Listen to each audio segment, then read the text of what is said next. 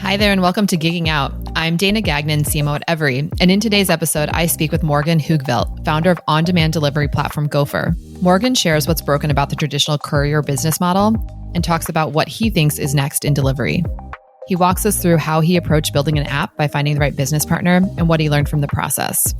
We also talk about how Gohfr keeps people and relationship building at the core of their business and why he believes his background in talent acquisition is their secret weapon. I hope you enjoyed this conversation as much as I did. Awesome. Morgan, thank you so much for joining me today. Thank you for having me. Good morning. So I would love to just have you walk me through the origin story of Gohfr. What inspired you to create the company? Yeah, Dana, that's a great question. So it's a little interesting from my standpoint anyway. So I was actually in the human resources field, specifically in talent acquisition, but I was working for a very large international manufacturing company who utilized at the time courier to deliver some of their items to their customers. And they were just struggling so much with their particular model. And so never forget it. One day I'm sitting at my desk and one of the HR partners calls and she says, she presents me a situation and says, hey, I need someone to be available on Wednesday, but not all day because we can't pay them all day, but just for like an hour. And I said, to her, I said, I don't know. We can't find anybody that's going to do that. No one's going to sit around and just wait and then not get paid for it. Good luck. We hung up the phone and I said, I'll think on it. As soon as I hung up the phone, I said to myself, wow, sounds like you need a taxi cab for your item there. And that's where I sprung the idea. This was back in 2016. And that's where the idea came from when I was working in human resources of all places at this company. I mean, I know there's a lot of things you're doing to disrupt the courier industry. Obviously, this like on-demand staffing piece. Can you talk about the problems that you're solving compared to traditional courier services? Yes. So I think that through my research and through a lot of customer discussions and whatnot, your traditional courier is just very archaic, starting all the way from how you connect with them, how you talk with them, and just even getting an order in. When I first started, I was doing some research and I said, let me call 5 or 6 couriers and get some pricing and let me send something down to the airport. I live probably 20 minutes from the airport, not even far. I called 6 different couriers. Of those 6, one only called me back, and it actually wasn't even a call. It was just an email. They emailed me back like an hour later saying, well, what do you need to send? And I said, well, it's a box. It's like 12 by 12. An hour later after that, they sent another email saying, well, do you have a contract with us? No, I don't have a contract. Another hour after that, well, we can get it to the airport in a day or two, but it's going to be $200. It was some crazy, absurd price. And I was like, well, yeah. So I didn't even respond to the emails. I just said, you know what, this is how it's going to be. 5 of 6 don't even respond. 1 responds. Talking to a lot of customers too. Another thing that's wrong with the courier industry traditionally is there's so many prices for so many different things and so many upcharges. At the end of the day, you can't even read your statement. And that's true all across the board for every customer, especially our big customers. I mean, they get these invoices that they just can't even decipher. It's like, and it's in a different language or something. There's a charge for this and a charge for that and a charge for waiting and a charge for gas and a charge for more waiting and a charge for that. And by the time they quote you one price with all the other charges, it's just an exponential difference. And so, what we try to do and what we do is we factor all of our different prices, all these different things into one set price. So the customer puts in their pickup information, their deliver information, and they're quoted a price. What you see is what you get. And there's no calling in. There's no having to set up an account and get a cheaper price if you have an account and a more expensive price if you don't. You all get the same pricing, and you set up your account, put in your information, click order, you're paid, the cost is transparent, and you can go from there. Once the order is in, a driver comes, picks it up. You can track it all along the way with the alerts, have it dropped off. And so, your package is safe and secure, and you get a confirmation email on that. And I think the other way we're disrupting a little bit on the courier industry is I've had a lot of customers too. When I first built the platform, I guess the naive part of me thought that everybody was going to be very similar and everybody's solution was very similar. And boy, was I wrong.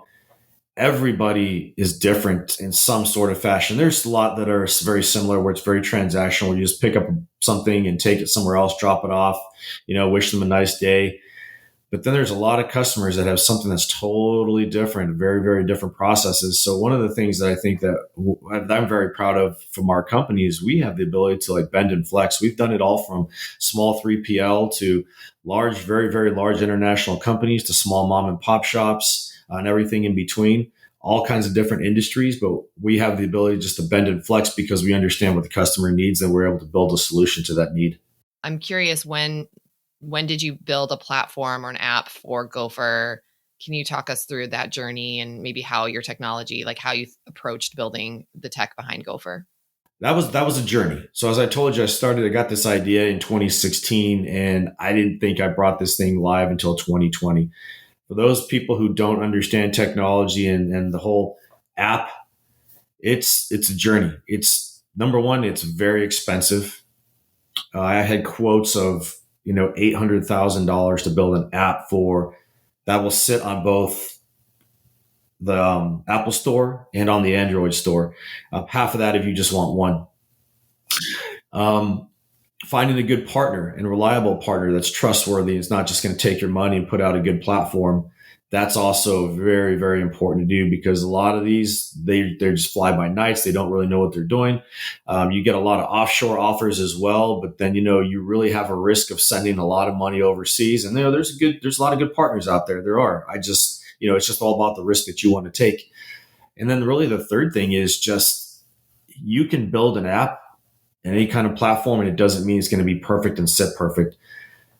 It's just like anything else. There's bugs, things break. And so you need maintenance plans, which can be very expensive as well. And so I looked at all this and I just said, wow, I don't know. This is affordable for me. This is doable. So I had to find a creative way to find somebody that's reputable, find somebody that I could trust in a good, cost-effective manner, but that's also going to be there to help me through any kind of future bugs and problems and breaks because it's just a package. And so I started doing a lot of research, and what I found was there was a new, at the time, there was kind of like a newer, I guess business structures maybe is an appropriate term going on where people were finding technology founders. And maybe it's not so new at the time, but it was kind of new to me.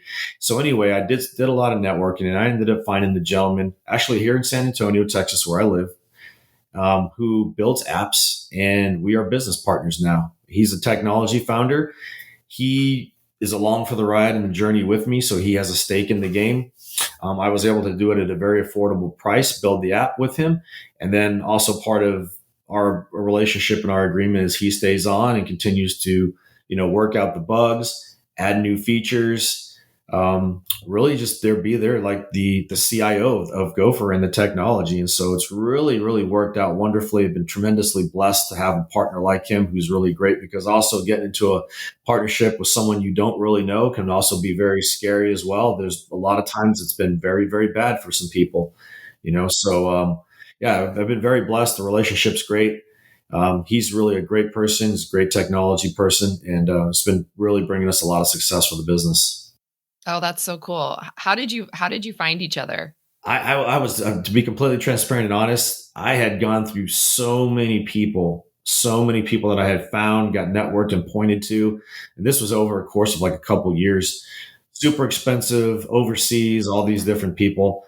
And I just couldn't really find one that I was comfortable with. And so I think I was kind of toward my end of almost giving up. And I just went to my LinkedIn network and I said, hey, I'm looking for a developer located here in San Antonio, Texas. And I had done that before, but I never really got a response. This is kind of like toward my last try. And I posted it. And within minutes, this gentleman replies and he comments and says, hey, you really need to contact this gentleman. And so before I can even reach out to him, that gentleman reached out to me. And it turns out that we actually had worked at a same company years ago. We were different departments and didn't even know it. And so, I was actually able to go and talk to a lot of people that know him and to speak to his work and to his character. He was actually able to do the same thing because of us working at that same company. And so that's how we found each other, and we just hit it off. And we've been, literally business partners since. That's super cool. I love that story, the power of social media. So tell me a bit about how Gohfr works. So you have this technology. Are you connecting drivers on demand to jobs? Can you speak a little bit about the back end and how you're getting packages delivered and how you're putting drivers to work? Yeah, absolutely. So one of the things, I'll just back up slightly. One of the things that was really important to us is to have some of our customers really play a part and give some great feedback on what they thought would be a great features to have, what they like, what they wanted to see. And so we took all that input before we built the app. We built this whole, I don't know what you want to call it. I guess maybe like this architecture plan, like you're building a house. It's the same thing when you build an app. You have to have this whole, outline and this whole blueprint. So we did all that. We inputted a lot of customer feedback. We also just I did a lot of research on, driving for other delivery apps and what I'd like, what I didn't like, what would work, what wouldn't work, what needed to be. And still yet, even though you do all that research, it's never going to be perfect. But we thought we were 90% there, and we went with it. We started the build process. So right now, bringing it forward, to answer your question, I mean, basically right now, there's a couple things that we're very similar in some aspects to other companies where, it's pick up, it's in deliver. There's not a whole lot of differentiation in there. I think the differentiation for us is the quality of drivers that we have, the character of our drivers. Yes, our technology is actually very simplistic to use. It's basically a couple different, it's like two screens, literally. One screen the customer sees, they input their pickup location, they input their delivery location, they put in their special notes, they can attach a PDF if they need to with any other kind of documentation. They hit, purchase, they're shown the price, they confirm their purchase, and it goes out to our driver network. I think the differentiation, as I was mentioning in our driver network, though, is a lot of these other apps, and I should say probably most of them, and it's fine, and I understand why they do it. I totally get it. They just have to have the masses. And you really don't know who you're going to get. And sure, you can background check it, but you still don't know what level they're going to perform, their communication, how they are, all those other things. We have a closed network when it comes to drivers, meaning not everybody can sign up on the app.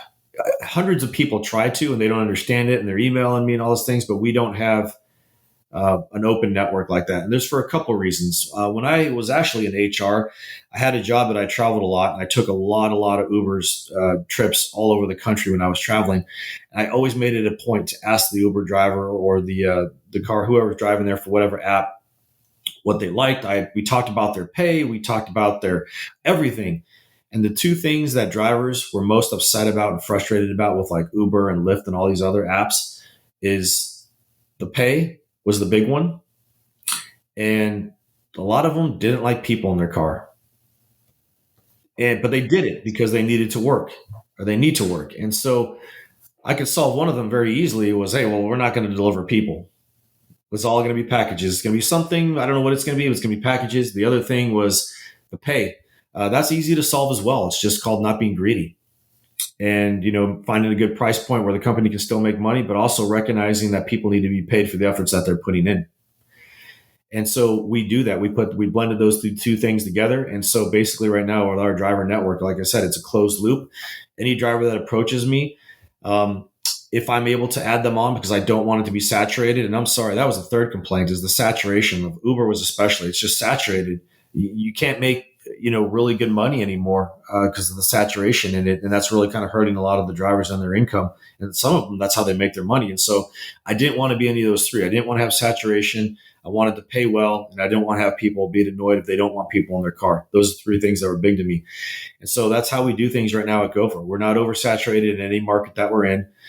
We do more with less, and our drivers love that because they turn into an income. They're dedicated to us, and they like making the money. We take every driver through an interview. We background check them. We make sure that their background check is clear, their driver licenses or their DMV records all clear and good, all within the law and what's legal. And we just really establish relationships with them. We have open lines of communication to myself and to any other leader that's inside the company. And people love that because it sounds very trivial, like it's just delivery.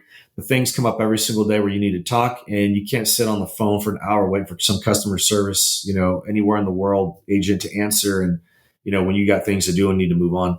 I mean, you touched on this, why people drive for you, but I'm curious, especially with your HR background, how are you attracting drivers to the platform? Is it word of mouth? Are you spending marketing dollars to attract drivers? Like, how do you how do you build your network of drivers? Like I mentioned, within HR, I was in recruiting. And so, of all things that we do here at Gohfr, our competitive advantage is recruiting, which translates into people. It's not the technology.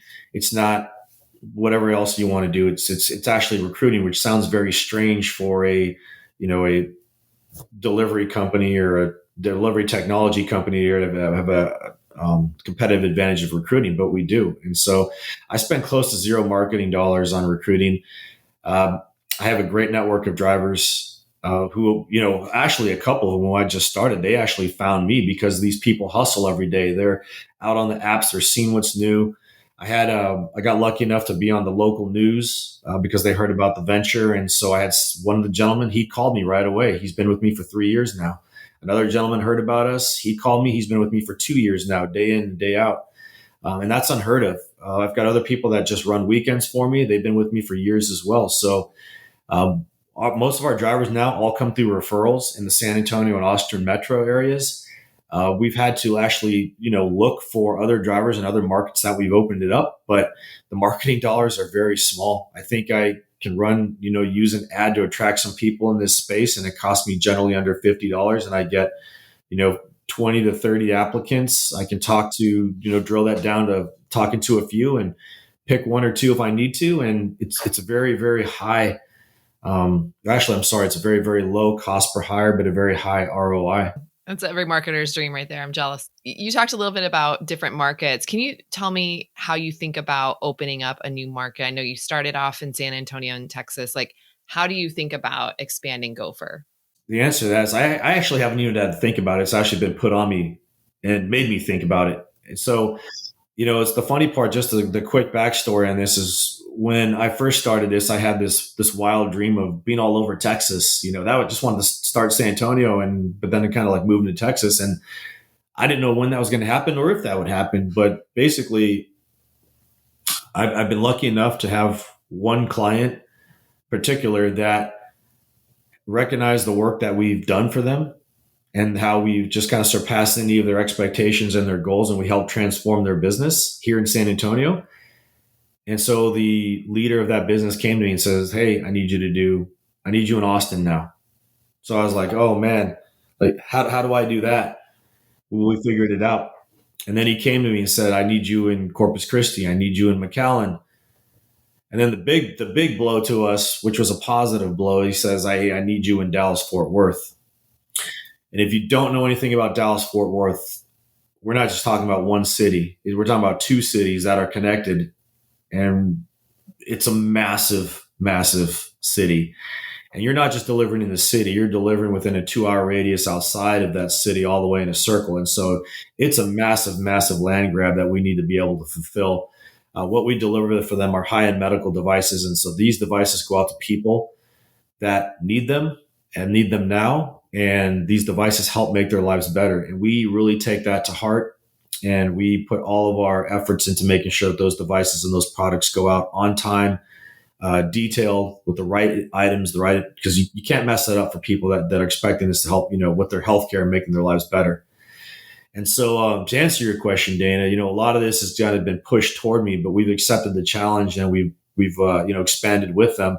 We continue to expand. We are pretty much in every large metro and some smaller cities in Texas, even like a city in Tyler, Texas, which is a very small city out toward the east.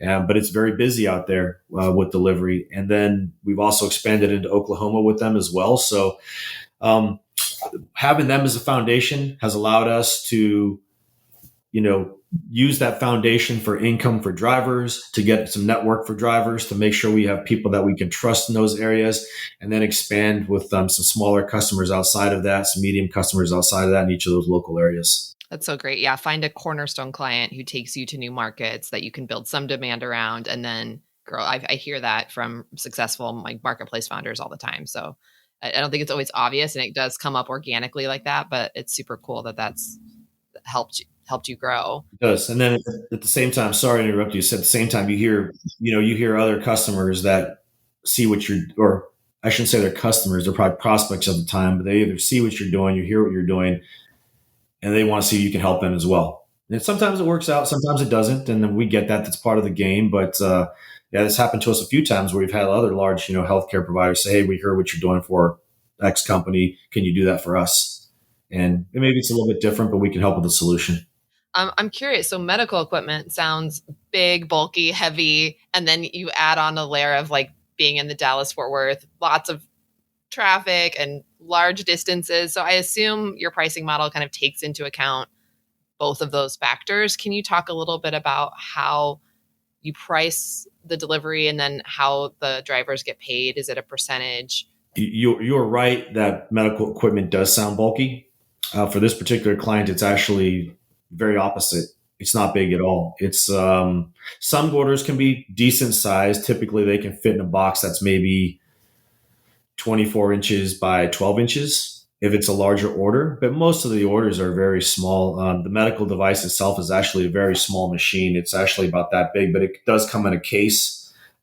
It's particularly probably about the size of and in the case maybe of a large lady's handbag. I see a lot of ladies that wear those, like, those expensive purses, and it's about the size of something like that. So it's actually not too big. But the way we look at pricing, like I told you before, backing up, is we kind of look at all those factors. We look at the metro area. So for example, like the pricing in DFW is not going to be the same as the pricing in McAllen, Texas, right? You're talking about a little smaller city close, and then you're talking about this gigantor city with traffic. And so we factor all those things in. We look at, the radius of what this customer needs us to do, the timelines, the urgency.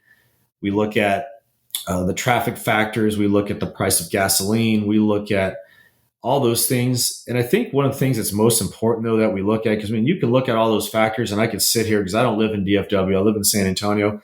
Although I've been up there plenty of times, I've traversed the area to do deliveries myself. I can make generalizations and I can be like, okay, well, the price is going to be this. But what happens is you may have someone there that's local to the area, and a driver may be like, well, Morgan, you may think that's great, but that stinks. So we're consistently getting driver feedback. We're getting their inputs to a degree, because, you can't satisfy everybody, but to a degree, we're making sure that they're paid fair, that making sure that they're motivated for the pricing. And they are. For this particular client, they're very motivated for the pricing. It's a 24/7 account, so we could get called in the middle of the night. People will get up and go and do those deliveries. It's on weekends as well. People will go and do the deliveries because, again, we work with people. A lot of my drivers, if not a majority of them, this is how they make their living, is to buy through the gig economy and doing deliveries. They may work on a couple of different apps, and that's totally fine. They're not totally married to me, but at the same time, they're very loyal and they prioritize our delivery requests, just because we make sure that we compensate them for their time and for their efforts, and we take care of them. We know all of them personally. They all have my number. I talk and text all of them regularly. And somebody may say, well, that's crazy. One day you can't do that. And yeah, you're right. One day if maybe Gohfr has 10,000 drivers, obviously I can't know them all and I can't text them all, but that's not where we are right now. I definitely can know every single one of them. They can call me with problems and questions. They can call their local leader with problems or questions. And we're always here to help, because I truly believe in the one team, one mission. And, I'm not better or greater than anybody. And they like having that visibility. They like having that communication. It helps them do their jobs better. And at the end, we all win together. Yeah, they're not getting that with Uber and DoorDash. And yeah, good advice to do things that aren't scalable while you can. And that can really be a differentiator for you in the early days. So it's a huge differentiator. Yeah. And, just a quick funny story, and I won't name the company, but as I was telling you, I was doing research early on, and I signed up for this particular app, and I didn't know what I was getting into because I've never done it before. I just wanted to do research. So I signed up for the app. I got a couple orders, went into the store, did the shopping. So I'm in Target at probably 9:00 at night, and I'm doing this lady's grocery order, and it's this huge order. And I don't really go in Targets too much just because I don't do a lot of shopping myself, but I'm trying to figure out where everything's at. I'm totally lost. She keeps changing the order, so I'm having to go back and change and pick this instead of that. And finally, it's about 10:00 and Target's closing. And so I go to the front and I go to pay, and the card that they give you to pay for the order doesn't work. It's just not working. And I don't know how all this works, because this is like brand new. This is like literally my second order that day. And I'm swiping and nothing's working. And so I had to call the customer service. And now it's like past 10 o'clock. I have like probably 10 employees in Target who have surrounded me. All of them are sitting there just staring at me with these nasty looks because they want to go home. I'm online, I'm on hold with customer service for this company for over an hour until I finally got somebody who was able to clear the transaction and put the card through. And so, yeah, that order ended up taking me from start to finish, and then delivering it was a whole other story, but I won't go and get into that right now. That's probably for another day. But yeah, it took me probably about 4 hours from start to finish to do this delivery. And I think at the end of the day, the pay was like, I think it was like $16. And so when you divide that out, I can't say for anybody it's worth it. For anybody, regardless of your income level, it's worth to spend 4 hours for $16. And then that doesn't even include, your trip to drive out to the Target, your trip to drive over to the customers to deliver it. I don't see it happening. So, we take all that feedback, we take what we've learned, we try to make our deliveries very streamlined. We know the process of every single customer. If you call me, I can walk you through to a point of what door you're going to walk in, where everything sits. That way there's no issues. If there's an issue with something, I can solve it very quickly because I have every single number and email. I know who to call and where to call. And we're not going to have somebody sitting in over an hour, waiting because, again, when you go back and you have my drivers in mind, this is how they make their money. And if they're sitting idle for an hour, they're not making any money and they're not happy. We talked a bit about how you find drivers. I'm curious how you find customers. I don't know if I want to give away all my secrets, but no. It's not rocket science. It just takes the manner of wanting to go out and do it. And, some people do, some people don't. And so I take it up on myself to just go out and do it. I found personally, sales is typically done by phones and done by emails, and that's a big part of it. I found personally that the biggest success I've had gaining customers is simply I had to take a brochure in hand. I make myself a route, a prospect route, and I go out to each business and I walk in and I introduce myself and I tell them what I do, how we do it. I ask them, if they utilize delivery and what we can do for them. I offer them a free couple of deliveries so they can understand the technology, understand the pricing, see how the system works. For some people, it's a no-brainer. They get it. They have the pain. They have the feeling. They understand it. They'll literally sign up in minutes, and we've had them for a couple of years now. For other people, they're with other couriers. They don't want to make a change. They don't understand how the pricing can work because other courier companies, they're very black and white with some stuff. They're like, okay, well, for this delivery, it's going to be $30. Then you're going to have this charge and this charge and this charge. Even though you can't read your invoice, they still like that. They can understand what it's going to be. For us, our pricing is very different. Our pricing is built on three factors. It's built on the distance that the driver is going, the timeline in which the customer needs it, and then the size of the package. So I can't just say, hey, Dana, your delivery to this to X is going to cost $20. It may be a little bit more because our system calculates it. But getting back to your question is, we've had just a lot of success of just going in, walking in business. We also do a lot of research into, competitors and to see who's out there, to see who's using. And there's also a lot of business that don't know they should be using it. They want to have an added feature. I mean, we have a lot of customers that are just small mom and pop, either, they're boutique shops. They want to participate. They want to be like a small Amazon, or they want to compete in the delivery space. Hey, how do I get my items to my customer very quickly? So we've actually, that was one of our customers is a beauty shop. It's one of the biggest beauty shops in San Antonio. And he wanted to compete with Amazon. Says, hey, how do I get my stuff to all these barbers and all to these different people all over the city? And he found us, and we're partners now. I'm curious, the name Gohfr. Who came up with it? How'd you come up with it? I have gophers in my backyard, so I have a love-hate relationship.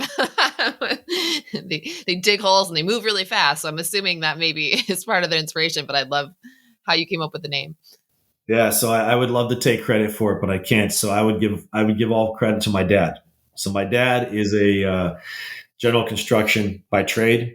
He's been working since the man's been 17 years old. He's 74 now, 75, I think, and he's still working every single day. But when I was young and I was a little kid, I used to go to with him. He used to take me to all his job sites, and I used to work alongside with him. And I heard a lot of stuff I probably shouldn't have heard at that age, but took away a lot of good stuff as well. Did a lot of work with him. And one of the things I always remembered him saying almost on every job site is he would get very angry sometimes because he'd run out of materials or they'd ship him the wrong thing. And he would say, I need a Gohfr. And I was like, well, Dad, what does that mean? He said, go for this, go for that. And I don't know. I just always remembered him saying that on specific job sites. And so, bringing it all the way forward when I launched this company, I just remembered thinking about that. And I was like, I'm going to name it Gohfr. Now, the spelling is going to be a little bit different. I didn't want to go with a Gohfr that's in your backyard. Um, but we went with Gohfr because of my dad and me growing up and him using those stories. And so we try to still emulate, a little bit of an actual animal Gohfr inside our logo, as you can see. I do catch a lot of flack with that because I have my cars wrapped in the Gohfr logo, and on the hood's the actual Gohfr head. And so I'll drive somewhere and I'll pull up somewhere and someone's like, hey, what is that? A skunk on your hood? Or what is that? A weasel? Or they don't know until they start asking questions and they see the side. They're like, oh, okay, Gohfr, I get it. Oh, that's amazing. That's a great story. I'm so glad I asked. That's awesome. I would love to just hear your predictions of what do you think is next for the courier industry, delivery industry as a whole? Like any trends or disruptions that you see kind of coming for the industry? It's interesting because you see a lot of the fast food delivery companies, right? Like the Uber Eats, the DoorDashes, they're all trying to do something different and to expand into a lot of different niches, right? And they should. I get it. Sometimes you look at monsters like that and it makes you scared a little bit. But I think, in my opinion, people always want something that's new, right? So like the DoorDashes and all this other stuff, they're like, oh, well, we're going to try that. We're going to try that. It typically falls off very fast because companies then want to fall back to quality. They see, oh, okay, well, the prices are cheaper. And yeah, I'll admit it. I have no problem saying it. Like DoorDash and Uber Eats and all that other stuff, they are much cheaper than us if I had to compete head to head with them. And that's fine because we're focused on quality. And so I think, there's going to be a trend that comes around to back to quality. You see that already. You've seen it over the last several years already. You have a lot of these more, and I'll just use the word boutique in a very respectful manner. A lot of boutique local delivery companies who are disrupting them in those particular food spaces. Why? Because they can have the quality. I can't tell you how many times, Dana, and you've probably seen this too. We don't do fast food. I don't compete with those guys, but I can't tell you how many times we've gone to a customer's apartment complex or a gated community, and you see fast food meals laying all over in the front gates. Why? Because the driver can't get in. They're frustrated. And at the end of the day, they don't really care. So they just leave it on the curb there. And you pull up and you see some squirrel eating McDonald's French fries. It is comical to laugh, but then when you think about it as a business owner, it's actually a little bit sad that you have a company and their drivers that don't really care about going the extra mile to get the food into the customer. But then again, you think from the driver's perspective, I mean, what are they making on this? A few dollars, if that? They have to move on. And so I think there's going to be a trend. I think there's going to be really more of a backlash toward quality. And I think a lot of these boutique firms or companies are going to start, taking bigger chunks out of the food. And that's one of our big things is, we go the extra mile for everybody. Like my drivers will sit, they'll wait. I'll compensate them more if I have to. But they understand that what we deliver, for the most part, it's a lot of healthcare stuff. These are going to people that need it. We can't just leave it at the front gate of an apartment complex. These machines are expensive. They're important. For one customer, we deliver a lot of items for kids. I have 3 kids myself. I cherish them all. If I needed medical supplies for them, like I would do whatever's necessary. I'll wait whatever time I needed. And, I would be highly mad if they were left at a front gate and stolen or baked in the sun all day and something like that. So we understand that. I also think, as far as delivery goes, I'm sure artificial intelligence will start playing a bigger role, just like it's doing with everything. But at the same time, no matter how technology gets, a lot of times people just want the basics, which is communication, which is simplicity. And I think that's what we forget. And that was one of my big takeaways in HR, in the talent acquisition space. And I was lucky enough to break in that industry. And I worked in very different segments within recruiting. I worked in search. I led recruiting for large multinational corporations. I had the chance to, help thousands of people get jobs over the course of my career. And one of the things I always found wrong with the human resources technology space was the technology was always so great. It was always advancing. Everyone's always coming up with these ideas and these platforms and these tools. And they should, but with every idea, it always got further away from what the audience wants most. And we're still doing that, is they just want some simple communication. They want jobs at the end of the day. And how can we do that? I think the HR technology space has forgot about that. And so one of the things I want to do is I want to find a balance. Is I want to have a good technology platform that gives people like the tools and all those things to be successful. But I also want to make sure that we never forget that our drivers are a core piece of our business, and make sure that they're taken care of and that we can communicate with them and help them along so that they can make their living to support themselves and their families. And also want to make sure that the other core piece of our business is our customers, making sure that things are simplistic. There's ease of communication for them. Their deliveries are executed fully and not just left on the street, by a gate. And, I think that's kind of like what we have to deliver as a delivery industry going forward. I always love to end on like, what's next for Gohfr? What are your like dreams for the company, maybe by end of year, 5 years from now? I know those are wildly different, but would just love to hear your thoughts on what your vision is for the company. Yeah, it's a great question. Some of it I can't reveal yet just because we are actually going right now through this whole business transformation where we're going to hopefully grow exponentially. The question in delivery, though, from my perspective, and I don't know it all, but it's just Morgan's perspective on what I see, is always how do you maintain a high level of quality? We talked before where we see these huge companies that just have tens of thousands of drivers. Quality is not always there. And some people can argue, hey, well, it's fast food. Like, who really cares? Well, it's still a product and it's still somebody's money that they've purchased something, right? So I think what keeps me up at night is how do I grow but maintain quality? And so we're undergoing this big business transformation right now. We're like right in the middle of it, of our growth plan for the next phase of our business is by maintaining that quality, that consistency, the accountability, so that way we can be a leader in the delivery industry wherever we go. I think I used to think that I wanted to be in all 50 states. I don't think that anymore. I think that there's some states that aren't friendly toward this type of business, and I don't want to do business in those states. So I want to do business in states that recognize, the gig economy, how important it is to people, how important it is their livelihoods, and not try to get involved from a political or from a regulation standpoint as well. I don't have deep pockets like an Uber or somebody else that can, to spend $1 million fighting lawsuits and all these other things. So I want to make sure we're doing that, because I said at the end of the day, and I'll have that argument with anybody. I was in human resources, as you know.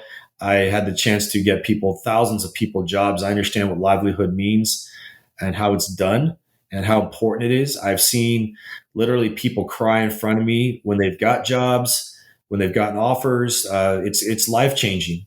And, it doesn't matter how much money you're making or how little you're making. It's all important. And so I want to make sure that we grow with great drivers, we grow with great partners, we grow with great customers, but that we never forget, though, that our focus is always going to be on quality, consistency.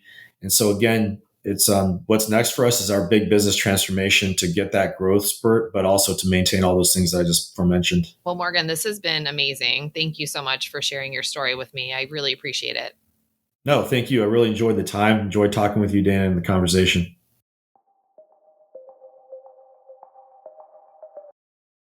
This podcast was brought to you by Every. We work with gig companies, marketplaces, delivery businesses, and more to pay their workers fast. You can learn more at every.com.